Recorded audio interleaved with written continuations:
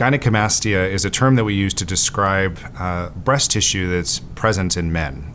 It's important to realize that every man has some measure of breast tissue.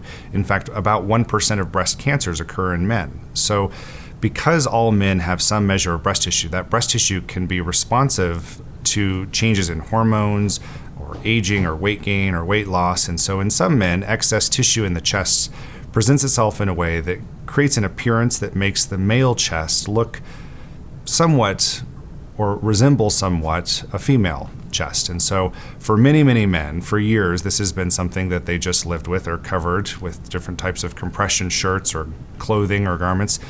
But today, more and more men are becoming aware that this is an easily treatable condition. The term is gynecomastia, but in essence, it's breast tissue and fatty tissue in the chest area of a man.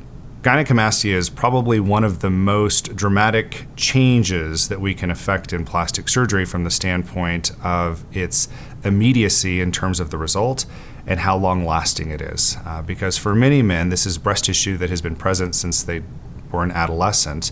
Once that breast tissue is removed, really the contour is permanently and forever changed.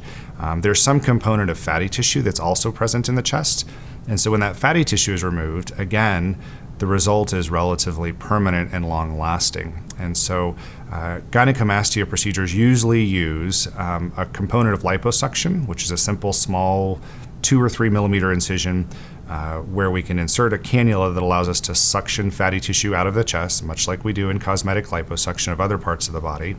And sometimes there's a small incision that's placed around the nipple region, carefully concealed, that allows us to remove some of the breast tissue that isn't removed when we do liposuction. So the best candidates for this surgery are men who have become self-conscious or self-aware of the appearance of their chest. And it's very common. Many, many men have covered these areas for years, or who are uncomfortable to go without a shirt at the pool or at the beach.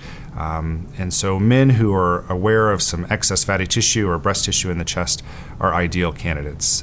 Any man who has had changes in this tissue or particular tenderness, or if the tissue is rapidly enlarging, those are people who are probably not great candidates, that probably need additional workup with their primary care physician to ensure that there's not something else going on, an endocrine abnormality, a hormone abnormality. But those are all things that in a consultation that we can help a patient with and help direct them to make sure that they are an ideal candidate for a gynecomastia procedure.